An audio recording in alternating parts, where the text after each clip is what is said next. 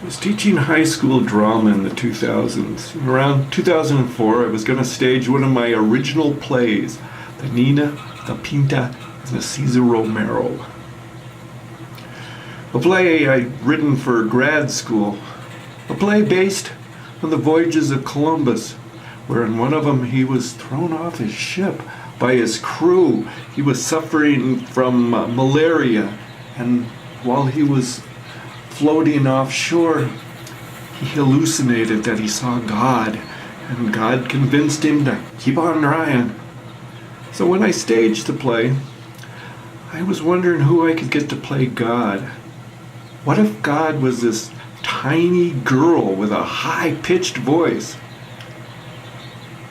I cast Ayla. After that, I couldn't keep her off the stage. I think she got the bug. Let her play Juliet in the complete works, and complete with fright wig.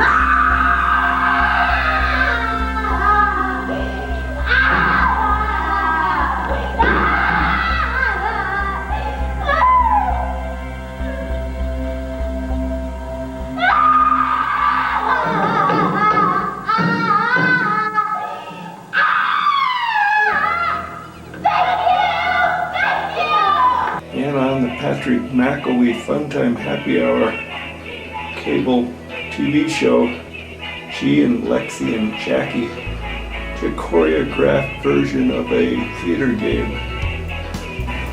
I even put her in my first movie. She showed up with an arm in a sling. I think that's why she was wearing an arm in a sling. And the guy next to her, who had the lead, had broken his asshole that last week, and he had stitches in it, and he walked with a limp. And so I made everybody else wear bandages, so we were all damaged in some way. We were all on the mend.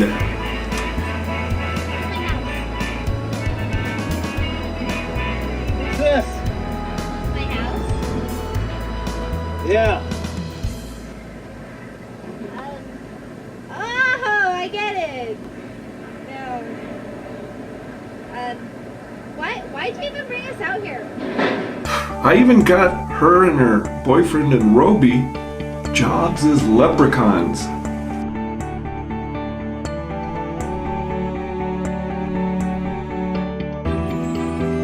She even became the thespian vice president.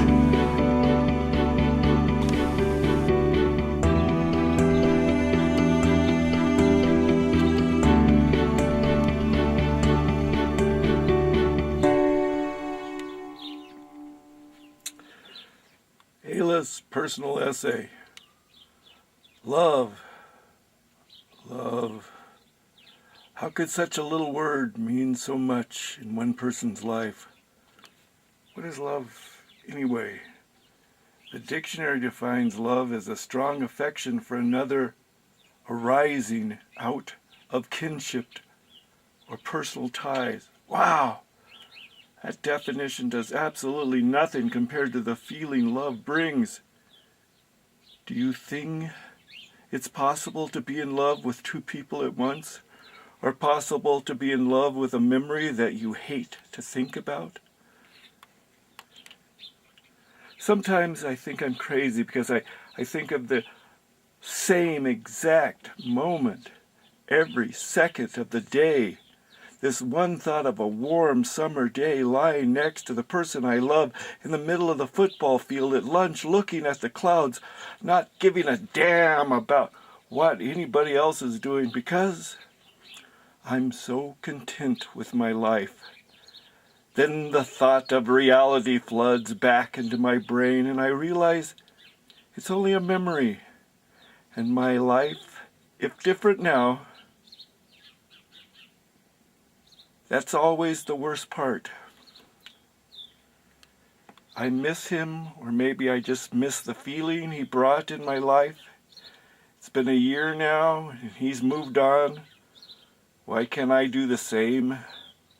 I can't even remember the bad times weighed over the good times because all I can remember is that moment.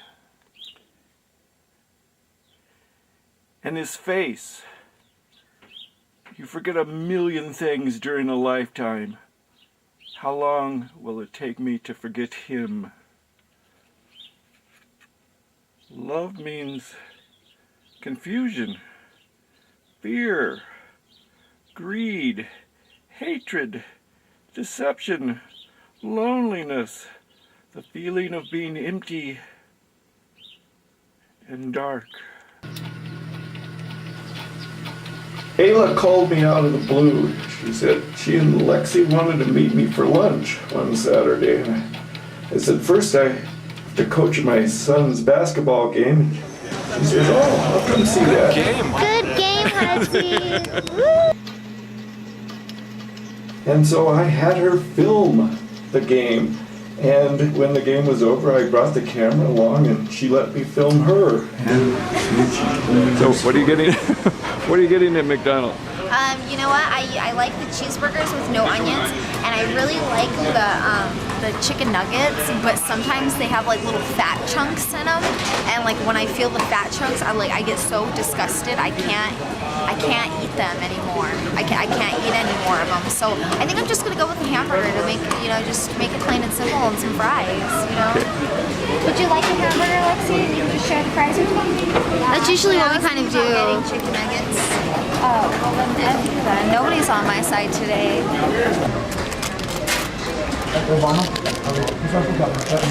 You should just let me borrow your camera all day today, Hudson. So TGI Fridays called me this morning. Yeah. And told me that I have been let go. Who got the salad? I never got my burger. Yeah, I just handed it to you. That's it. That's your burger. Oh, I thought it was a salad. Yeah, it kind of looks like a salad. That's what I was thinking too, but then I had to look really close and I was like, nope, that's a burger with no bun. Yeah, no, like they were like, I called him back because like they called me like 8 o'clock in the morning and fucking Levy answered the phone like a dumbass. I've been like avoiding these people for a while. Like Levy answers the phone, it's your boss, and I'm like, thanks, asshole.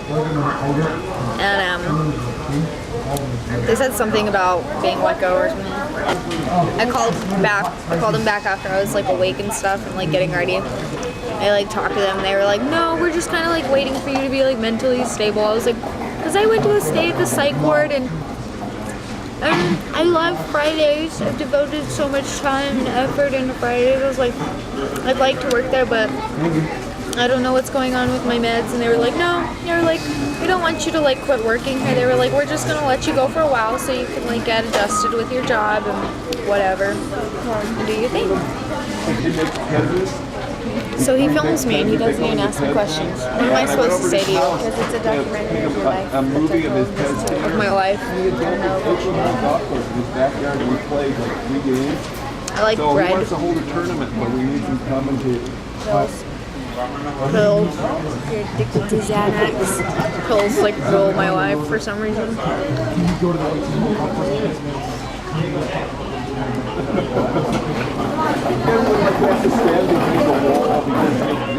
Hello? It's actually recording me. Look at my big angry pimple. Look at my angry pimple. I fucked with it yesterday. They get angry when you mess with them. They do? They get big and red. So, I don't know what I'm supposed to say. Well, eventually I'm just going to ask you a question. Okay, ask me something. We're going till the tape runs out or the battery. Let's do it. Are you... You ask me anything. I never run out. Okay. So recently I've been asked to like stay in a psychiatric ward. Who asked you? A doctor. And what did you think about that? I thought I was crazy. I was like, I'm not crazy. I don't have to go stay in a fucking nut house. Like, or am I allowed to cuss? Sorry. Effing nut house. What made him say that?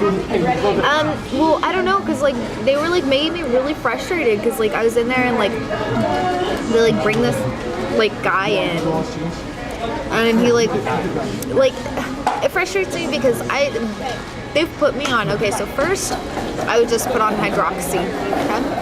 hydroxy just doesn't work for me. Like, it just kind of like makes you go to sleep. It doesn't calm you down, doesn't do anything. It just makes you go to sleep. But that's cool because like I like to sleep and everything. But okay, well, what am I gonna do in the daytime? Like, how do I function? So I talked to my doctor. I was like, I really like Xanax. I'm not gonna lie. I buy it on the street. I'm not gonna lie. I smoke marijuana. Told him everything. Other than the fact that I take painkillers, I didn't tell him that. Because I didn't want them to think I was a druggie, you know? Because then they won't give me what I want. But, so, they ended up putting me on like clonazepam and hydroxy and Zoloft and kidney infection medicine, and for like 3 weeks or something like that. Like I was like fucked up. Like I couldn't even fuck shit. Like I couldn't function, you know. And to top it off, like I'm a pretty like heavy. Did you take care of her in real life? So in other words, you went to the real life of human, and then she was your nurse. It like totally blew because like my life's like falling apart around me. And like I'm having all these problems and I have all these doctors like throwing all this medication in my face, and then like all of a sudden I go to work one day and like my manager was standing out front and he was like, no, we're closed now forever, you don't have a job anymore. Meet at the Marriott. If you left anything in the building, it belongs to the government now. And I was like, wow. So that sucks. And then top it off, like my mom's a crazy lady and she just got a $15,000 check. Now that she got it, she gave me like $300. Now I haven't seen her in like 3 days. So knowing my mom, she probably just bounced. Left town. She'll come back. She'll come back when the 15 grand runs out. Wow. Whatever. So I go to the West Side Fridays and it like fucking blows because it's like hostessing. How fucking hard is hostessing? Especially hostessing with the same exact company. I've worked for Fridays for 2.5 years. And I walked in there and they asked me if I knew how to answer the phone right.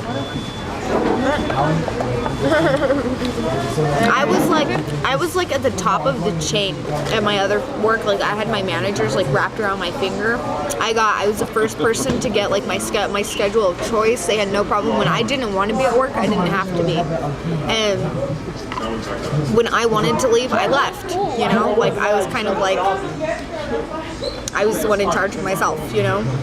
And like my managers were really cool. And then all of a sudden they just like closed down and like switched me to this place that like I felt like I was like in high school and I was like gonna graduate, and then I got knocked back to being a fucking freshman or something. You know, like they just like ripped everything that I've like worked like 2.5 years on to get, you know? And like, cause yeah, and like they're like, well, we don't want you to stay saving until you get comfortable, and and I'm like, comfortable with what? You guys are the exact same company. You have the exact same freaking menu. Really come down. They needed to be comfortable with you. Whatever. So about a week ago, I told them that I was mentally unstable and that I wouldn't be able to make it into work for a while. That's probably good. Whatever. Yeah, whatever. Would you have made it into work at I'm the kind other of place? broke. I'm broke now. I like have no money. Wow. And when I get money, I just buy drugs with it.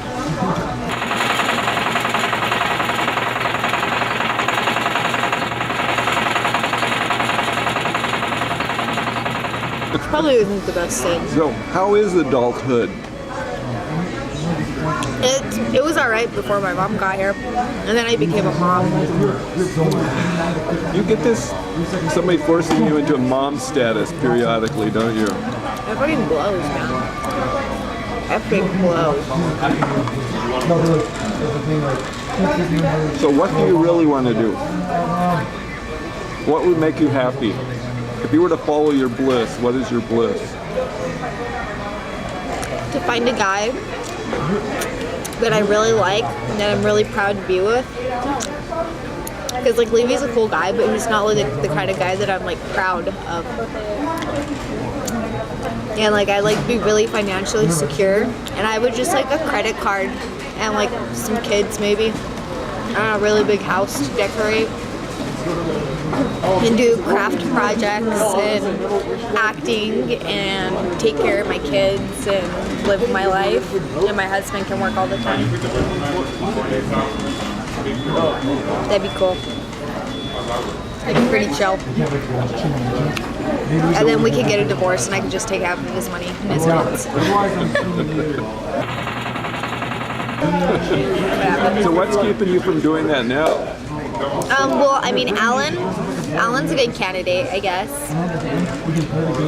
But for the next year, he's going to be focusing on like getting a job, or not getting a job. He's starting up his own company, or he's already started it. It's localcollegetrader.com or something like that.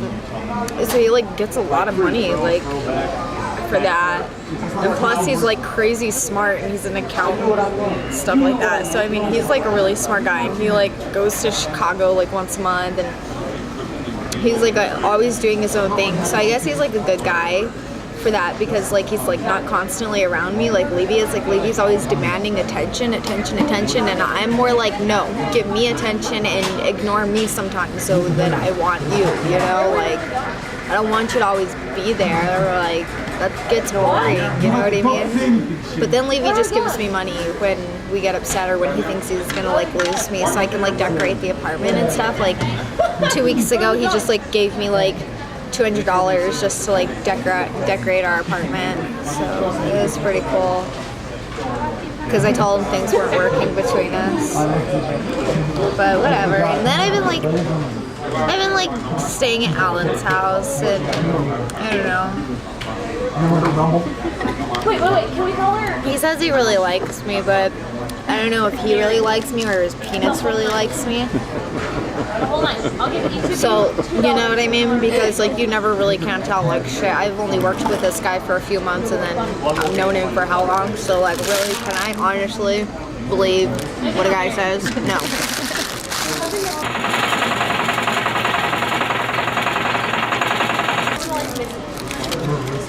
They're always thinking with the wrong head. So, what can you say? You do that a lot, damn boys.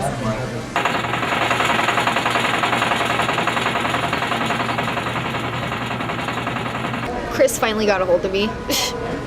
And he was like, I'm leaving town. I never want to talk to anybody from here again. And I was like, that's crazy. You're weird. But whatever. Whatever you want to do with your life. Weird guy.